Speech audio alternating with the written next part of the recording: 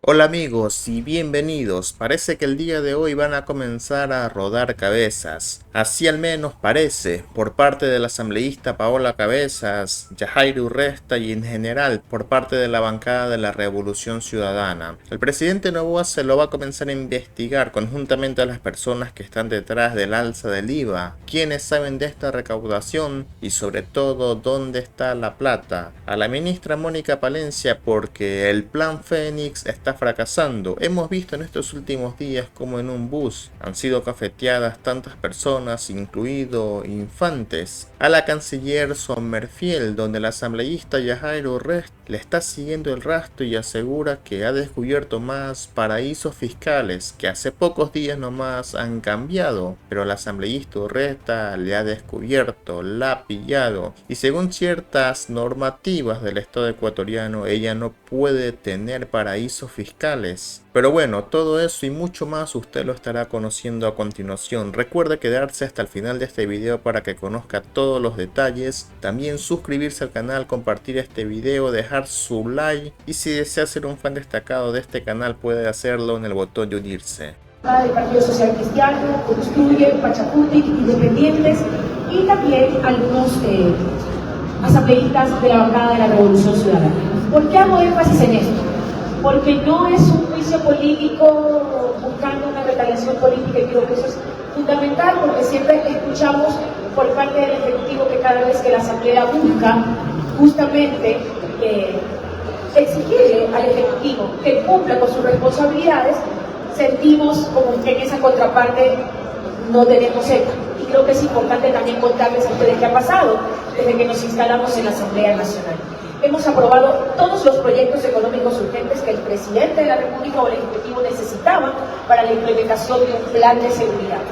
Dijeron que con el 15% del incremento del IVA, el plan Fénix se iba a cristalizar.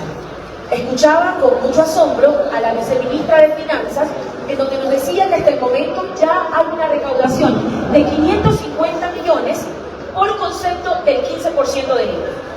¿Dónde está esa plata? Entonces, este segundo juicio político tiene causales que se sustentan en dos motivaciones. Primero, fortalecer el tema del plan Fénix. ¿Qué pasó? ¿Qué sucede? ¿Por qué en el país siguen incrementándose las muertes violentas, las extorsiones? No han parado. En realidad esto no ha parado. Y por otra parte, y la causal que complementa este juicio político es el tema de la insuficiente, o en este caso, la poca inversión que se ha hecho. Es evidente que no hacen falta recursos, es más, el tema presupuestario está completamente reducido y lo que queremos es que la ministra del Interior, que es la encargada de la política de seguridad del país, que diga al Parlamento qué ha pasado con el plan Fénix, por qué no hay resultados y en una segunda instancia el tema económico, porque no hay suficiente inversión y notamos que entre lo que aprobaron para el presupuesto de este año, para inversión en materia de seguridad, no se ha invertido. Básicamente esas son las dos motivaciones que complementan el juicio político que ya está presentado. Obviamente estamos esperando que la Comisión de Fiscalización ya aboque conocimiento de los mismos. Lo que establece la Ley Orgánica de la Función Legislativa es unificarlos y bueno, ahí estaremos nosotros con Leonardo B. Resuelta asistiendo a la comisión para poder justamente dar nuestra prueba de cargo y de descargo en este caso. ¿Alguna otra pregunta? Muchísimas gracias, lindo día.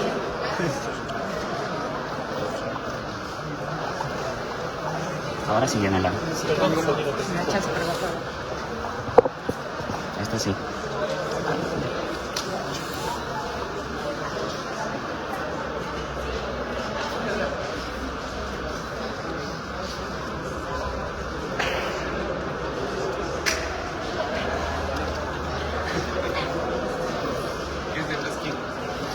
Muy buenos días, estimados medios de comunicación, pueblo ecuatoriano.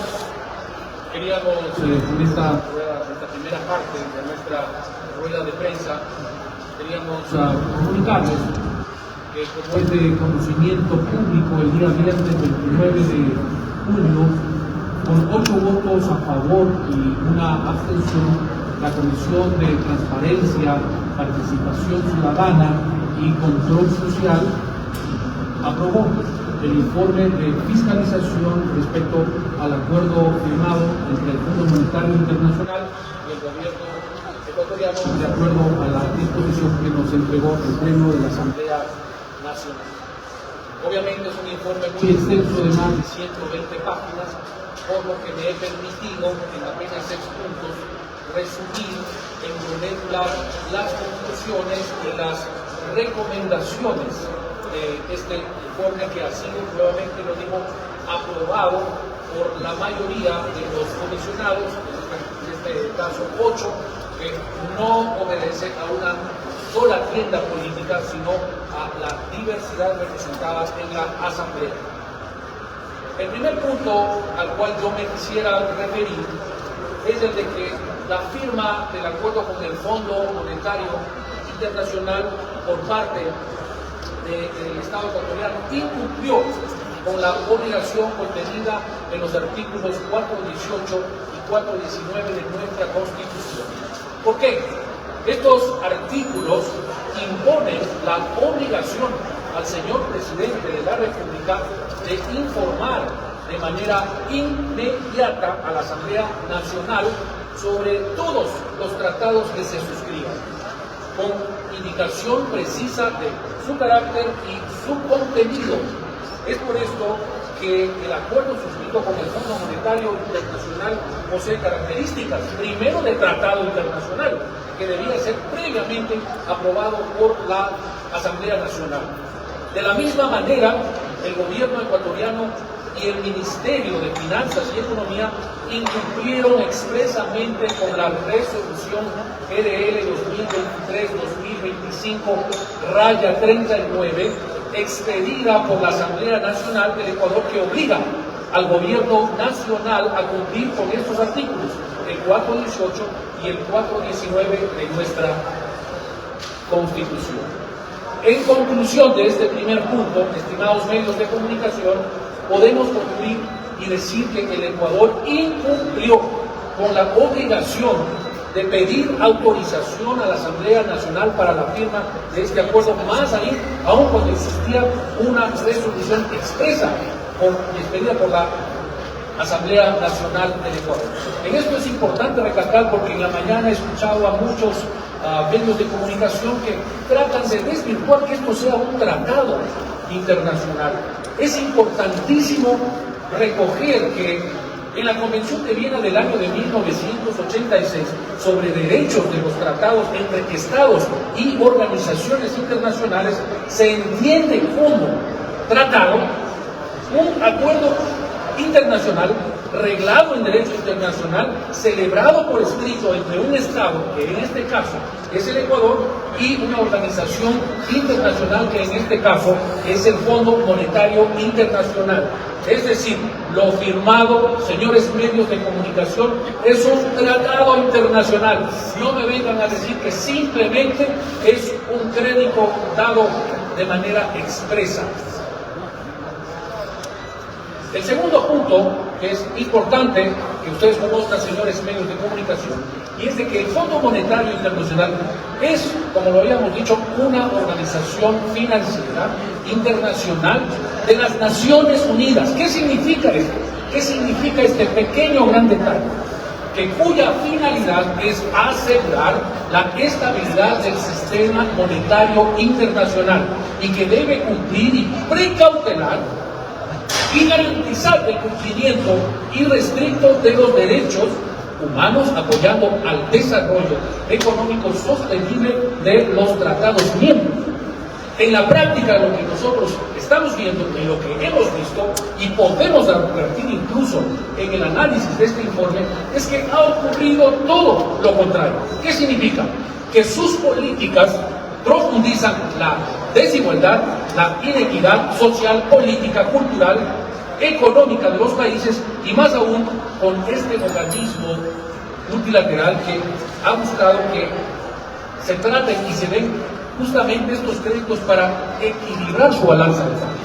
En este sentido, este segundo punto, lo que podemos concluir, señores de los diversos miembros de comunicación, Está claro que el Fondo Monetario Internacional es un organismo contradictorio, pues forma parte de las Naciones Unidas, pero violenta los derechos humanos de los pueblos.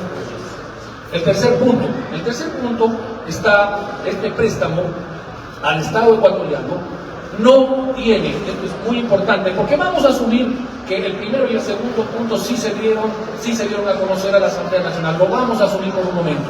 Pero en este tercer punto podemos claramente destacar que este préstamo concedido al Estado ecuatoriano no tiene como finalidad financiar el gasto social o invertir en desarrollo económico, social, cultural, económico o de seguridad en nuestro país. Lo que sí tiene es la finalidad del pago de la deuda generada de préstamos anteriores con el mismo Fondo Monetario Internacional. Para que ustedes conozcan en cifras, el 29.7% de este monto, que equivale a 2.761 millones de dólares, corresponden a deuda con el mismo Fondo Monetario Internacional.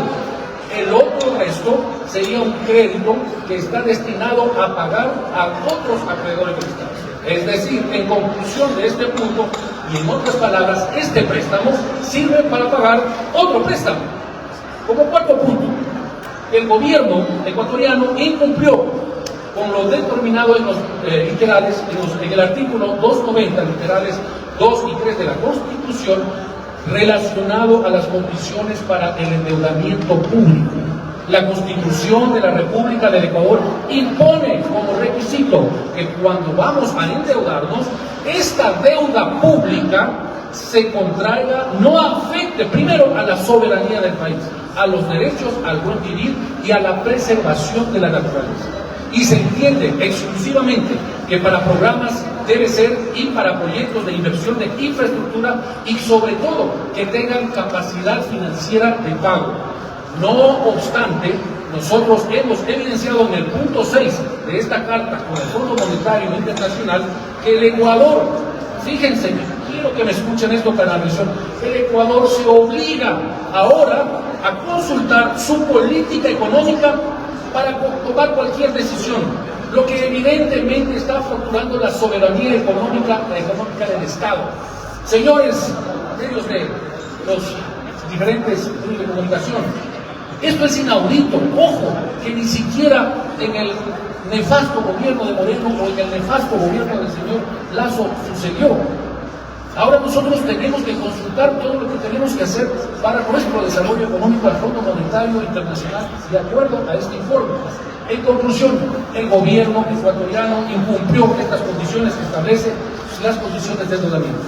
El quinto y penúltimo punto, el cobro, esto es también muy importante que ustedes lo conozcan, es el cobro que realiza el Fondo Monetario Internacional en sobretasas y recargos al Estado ecuatoriano, que es inapropiado, es injustificable en medio de una recesión que la hemos vivido a través de la pandemia y la situación actual de inseguridad. El Ecuador es el quinto país más endeudado con el Fondo Monetario Internacional. Es por esto que este organismo aplica condiciones prácticamente abusivas para la concesión de estos préstamos, cargándonos de sobretasas y recargos en virtud de los plazos y del monto que tenemos. El Ecuador, señores, tendrá un porcentaje del 42.8% de sobrecargas y sobretasas, siendo el país más endeudado después de Argentina y de Egipto. El mismo Ministerio de Finanzas, en el proceso de comparecencias, el señor ministro no quería reconocer que la tasa no era del 5%, sino que con estas sobretasas y recargas subía a un 8%. Por lo tanto, concluimos también que el Fondo Monetario Internacional, además de cobrar intereses, cobra sobretasas, cobra recargos por un préstamo que son leoninos, constituyéndose prácticamente en una verdadera usura internacional. Y para terminar, solamente quisiera comentarles que esta responsabilidad también cae sobre el ministro de Finanzas, el señor Juan Carlos Vega, y esto se enmarca en lo establecido en el artículo 131 de la Constitución, al inobservar el incumplimiento expreso del mandato constitucional que requería la autorización de la Asamblea Nacional para la firma de este acuerdo. y al no haber dado cumplimiento a lo dispuesto en el artículo 418 y 419, como lo hemos mencionado, y también en la resolución expedida por el Pleno de la Asamblea Nacional. De esta misma manera, hay una inobservancia de los estándares establecidos en la Constitución para lo que refiere al endeudamiento público. En conclusión, hay evidente incumplimiento de funciones por parte del ministro de Economía en función del artículo 131 de nuestra Constitución. Por lo expuesto, quería finalizar que nosotros como mesa legislativa, como bancada, también hemos recomendado este informe para que se declare el acuerdo del Fondo Monetario Internacional como ilegítimo, por cuanto no cumple con la normativa citada. Que se inicie pues también un juicio político contra el ministro de Economía, Juan Carlos Vega Malo, por incumplimiento de funciones y al no haber considerado los requisitos constitucionales para la firma de los tratados internacionales de conformidad con lo dispuesto por la normativa citada. Para terminar, es importante nuevamente resaltar que nuestra comisión está compuesta sí por asambleístas de diversas visiones políticas, pero que han asumido de manera responsable y patriótica justamente esta función encomendada por el Pleno, pero por y sobre todo por el pueblo ecuatoriano, que son por y para quienes nos debemos. Muchas gracias.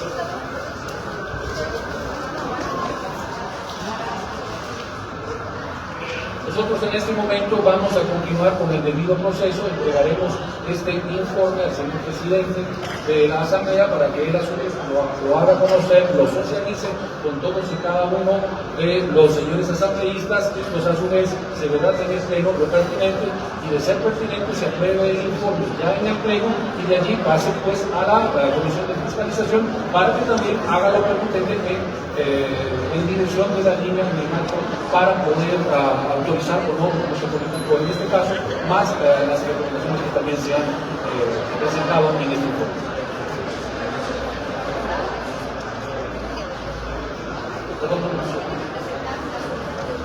Bueno, primero hay que debatir el informe, por supuesto. Muchas gracias.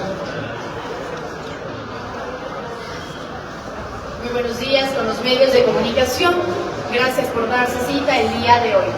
Quiero por favor a los medios de comunicación, al pueblo entero, dar a conocer la profundidad del juicio político a la señora canciller Gabriela Solá. Y quiero iniciar indicando que la Asamblea Nacional no es un foro. Somos el primer poder del Estado en donde la Constitución del Estado ecuatoriano nos ampara para hacer un acto de fiscalización cuando vemos incumplimiento de funciones por parte de los servidores públicos. Lamentablemente, para la señora canciller hemos presentado pruebas documentales, testimoniales y audiovisuales en donde se estipula claramente el incumplimiento de sus funciones en el cargo que ella ostenta, y que lamentablemente cada una de las motivaciones presentadas en este juicio tienen una correlación directa ante una respuesta negativa a nuestros migrantes ecuatorianos. Después de la toma, el 5 de abril de 2024, a la embajada mexicana de una manera brutal, que no tiene explicación ni tampoco tiene una respuesta clara por parte de la señora canciller, nosotros hemos evidenciado con la Constitución, el Código Integral Penal, la norma diplomática y el derecho internacional que la señora canciller ha incumplido sus funciones. Pues bien, la política consular para nuestros migrantes no es una realidad.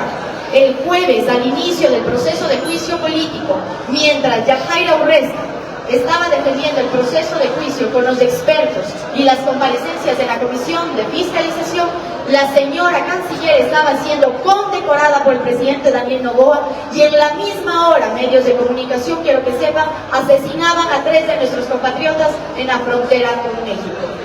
Así que lamentablemente esta investigación no solamente ha develado el incumplimiento de funciones por parte de la señora ministra en cuanto al derecho nacional y derecho internacional, sino que también hemos tenido una profundidad de investigación bajo el respeto profundo que amerita y merece nuestro pueblo ecuatoriano, en donde el incumplimiento de sus funciones no es nada historia de terror detrás de cada una de las acciones tomadas por la ministra, la señora Gabriela Sommerfield. Pues bien, la relación directa entre la venta de Aerogal y Avianca TACA, con el 80% en dinero y 20% en acciones del grupo, y la suspensión de las operaciones de Aeroméxico no fue casualidad, señores medios de comunicación. Las suspensiones de Aeroméxico aquí en el país se da tras un pedido particular de la Dirección de Aviación Civil, en donde niega y suspende toda acción, incluso a escala técnica y humanitaria, contraponiendo nuestra Constitución. Después de aquello, la aerolínea Avianca se apodera de las rutas de Aeroméxico. ¿Y quién está detrás de Avianca? Oh sorpresa, la señora Gabriela Sommerfield. Además, de la misma manera, hemos visto y tenemos los documentos patentados y las actas justificadas incluso por un notario en Panamá de la transferencia de una empresa llamada Export Business Group, constituida en Panamá, donde es un paraíso fiscal. Este paraíso fiscal, como ustedes saben, no puede ser trasladado, heredado hacia un familiar en cuarto grado de consanguinidad y segundo de afinidad. Aquí quiero que sepan los medios de comunicación que el 23 de octubre del 2023, a días que ella sea ministra del gobierno ecuatoriano, la señora transfiere sus acciones de este paraíso fiscal ¿a quién? A su hijo, Juan Sebastián Latorre Sommerfield, incumpliendo la Constitución del Estado, ya que ella transfiere todas sus acciones del paraíso fiscal ¿a quién? A su hijo, línea sanguínea directa. Y además de eso, hemos encontrado también otro paraíso fiscal de la señora Gabriela Sommerfield, el mismo que ha sido hace pocos días trasladado a España, en donde quien configura como presidente del mismo es el máximo accionista de Avianca. Así que aquí está el incumplimiento de funciones. Quiero que sepan los medios de comunicación que este juicio es absolutamente necesario. ¿Y por qué la necesidad? Porque si queremos un país con dignidad, con soberanía, con respeto a nuestra norma constitucional, tenemos que tener servidores públicos capacitados para el cargo.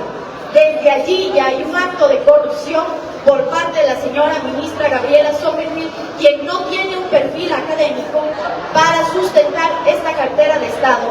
Y lamentablemente el señor presidente Daniel Noboa ha pensado que saber de viajes, de aviones y de hoteles configuraba un perfil adecuado para esta cartera de Estado.